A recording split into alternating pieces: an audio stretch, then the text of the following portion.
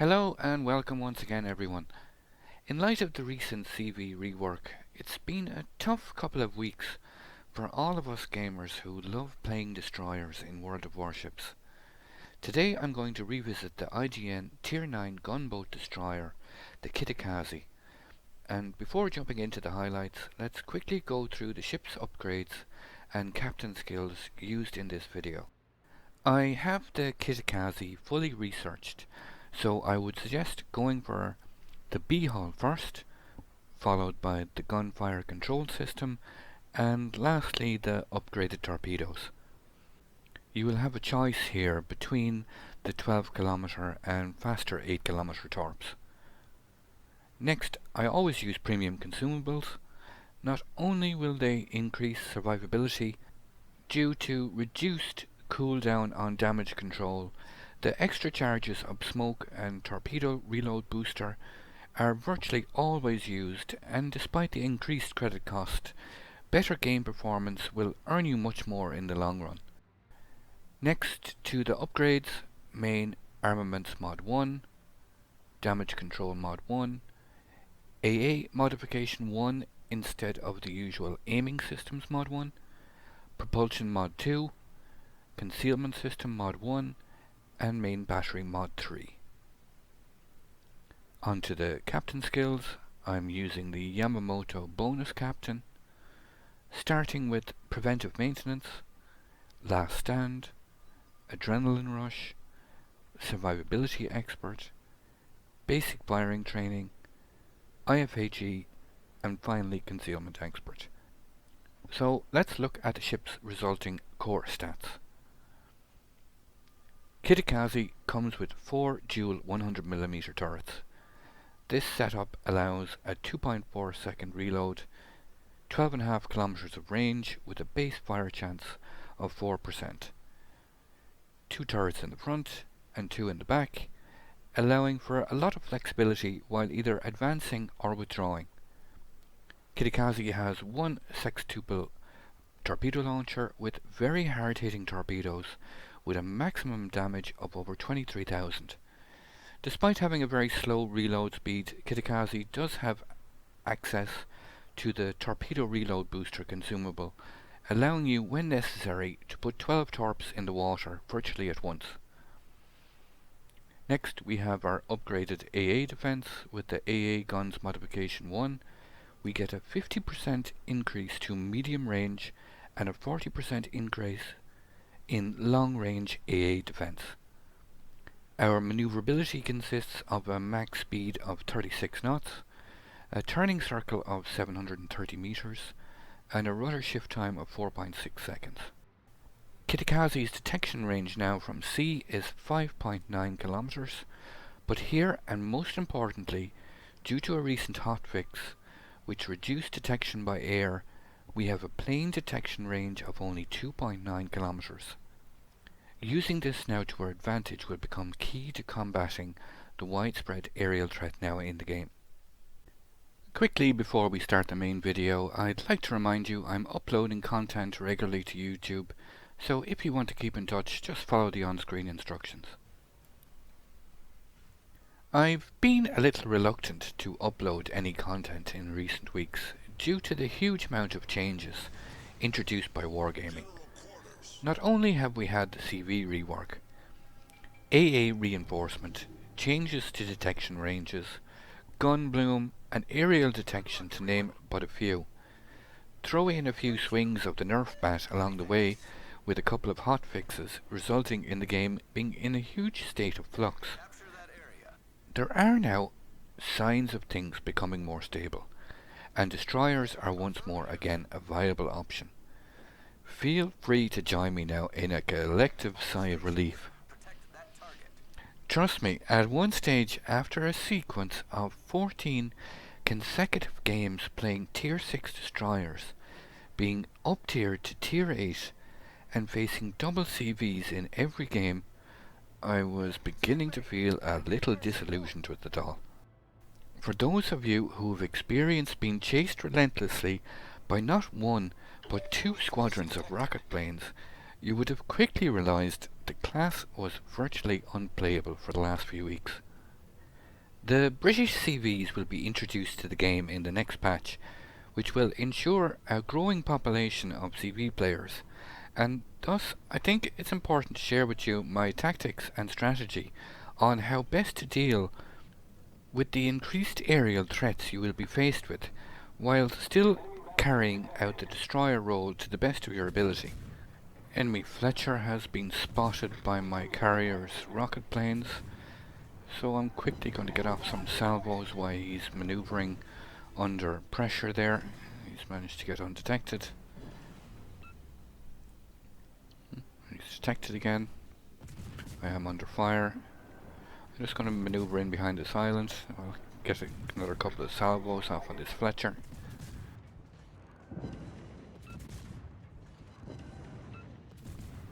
A couple of hits. Managed to take out something there. This engine is out.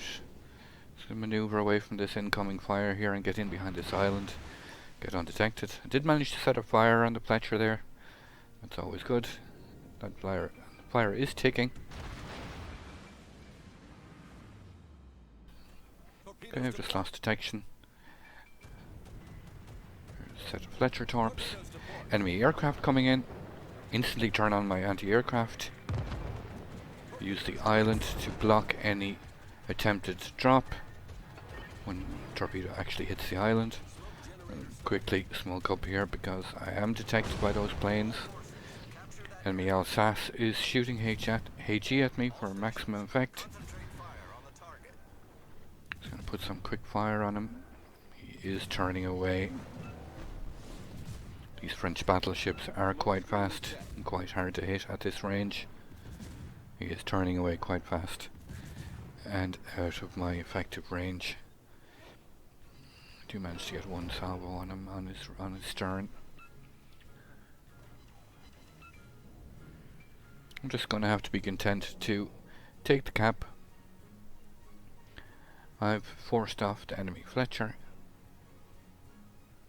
I've taken only a tiny amount of damage, so I'd consider it a fair trade.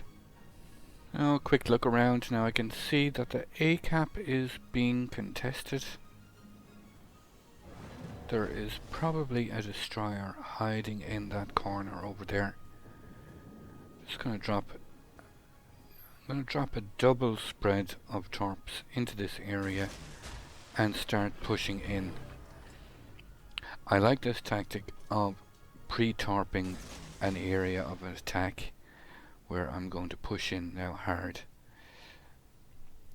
Those dive bombers are behind me, so I should have a few moments of peace to get in here and use this island on my right to give me any cover from potential air spotting or airstrikes, and hopefully these torpedoes will flush any destroyer out of a position there. I suspect he's in there in that corner. Yeah, I just need to force this TD out or kill him to prevent this traffic jam that's building up here becoming even worse. I am located. He knows there's something coming from this direction. There's still no sign of him. A bit of a Mexican standoff has developed here. Enemy Yugumo has been spotted.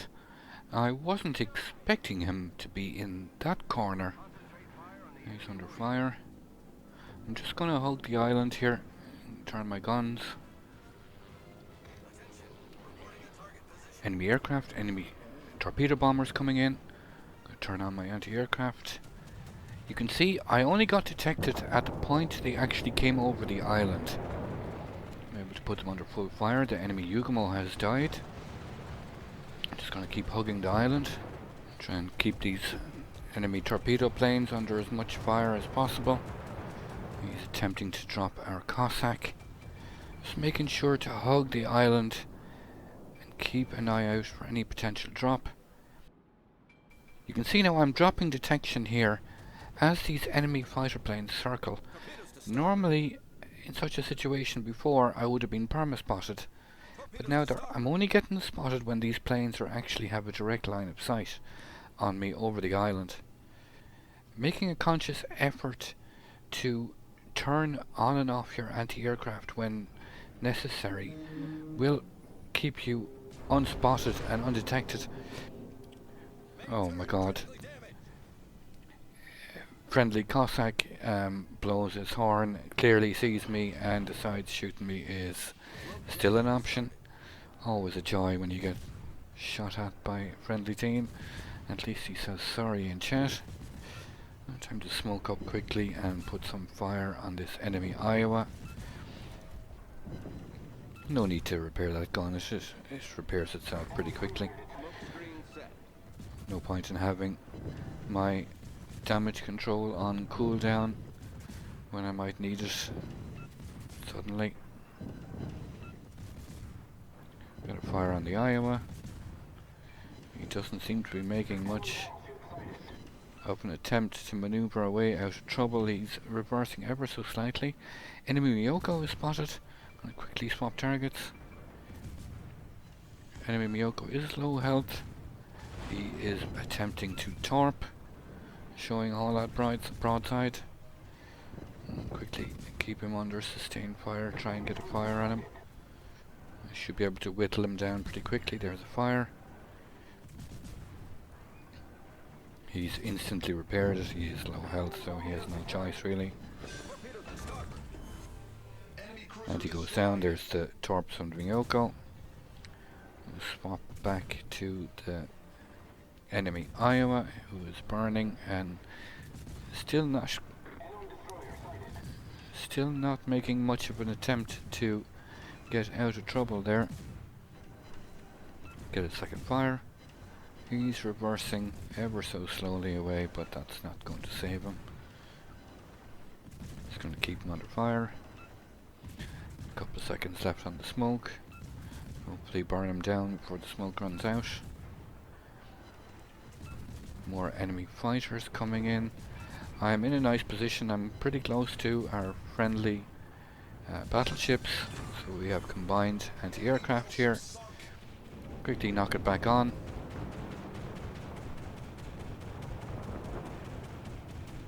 Battleships have fighters up as well. It's a combined firepower. Those bombers quickly go down. I get another 2 plane kills. Support the allied target. So using a combination of keeping close to your friendly battleships, combining your anti-aircraft fire, and using these islands, which will now provide additional cover from detection, and making a conscious effort to turn off your anti-aircraft guns when possible, will keep you largely undetected and make it much more difficult for aircraft carriers. He pops over the island at close range and quickly gets detected. Because he had no time to adjust his attack on me, he's forced to quickly try and attack the Cossack.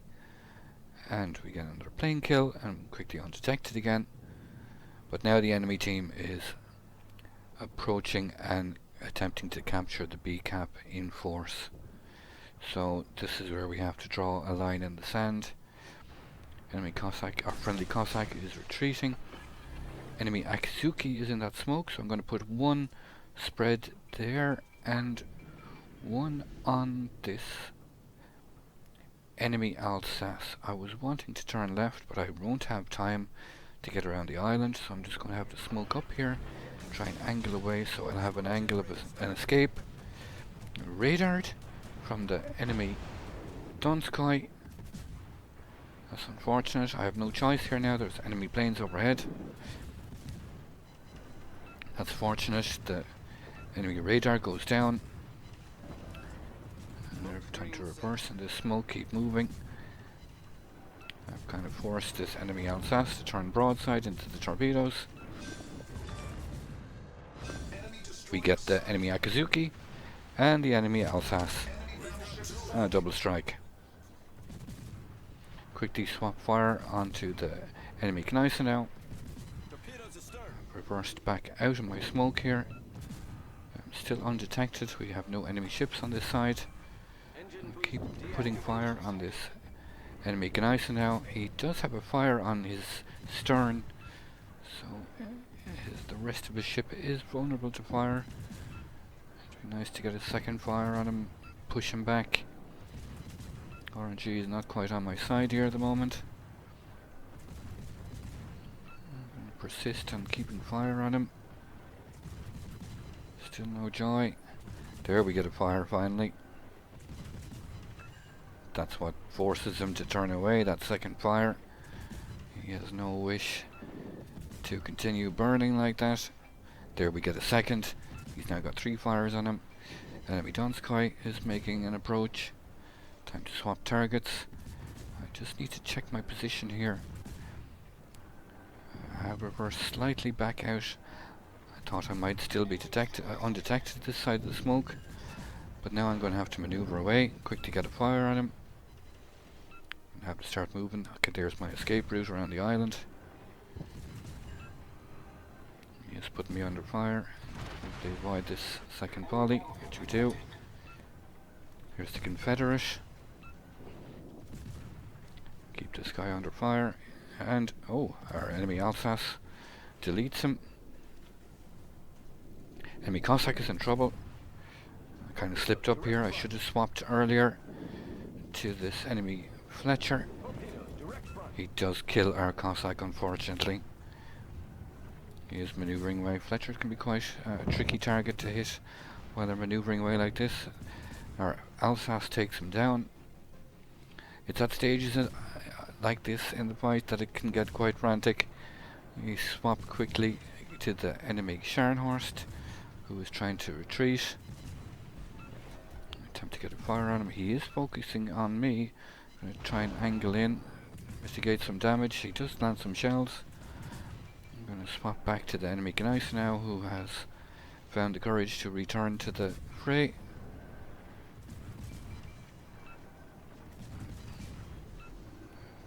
Just turning in there slightly. He's on fire. Keep him under pressure. There we get a fire on his bow. He's burning. He's got a double fire on him now. He's under real trouble. Try and get a fire at the rear of his ship. Be nice to get a crack in here.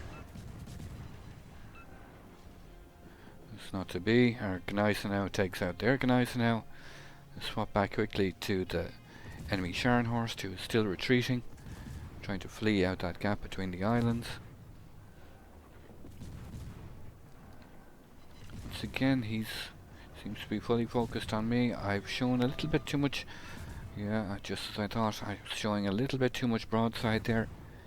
And that's the second time he's managed to punish me now. Continue to lob some shells over this island. Engine boost activated.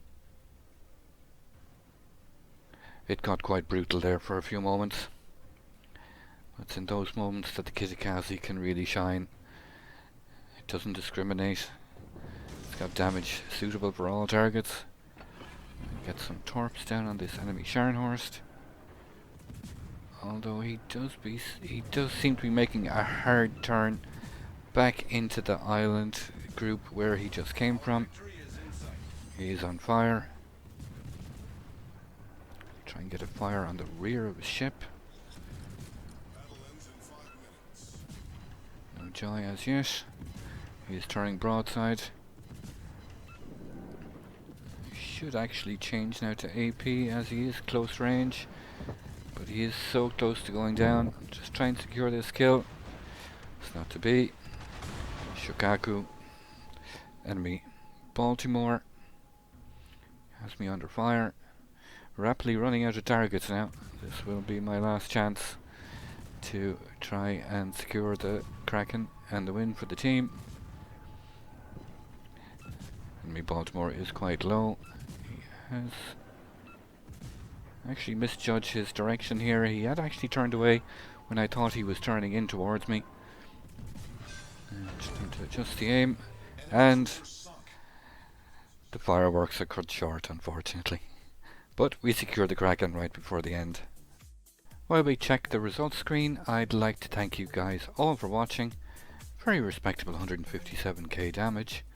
Confederate, devastating strike, double strike, and the Kraken, and a very respectable 2600 XP.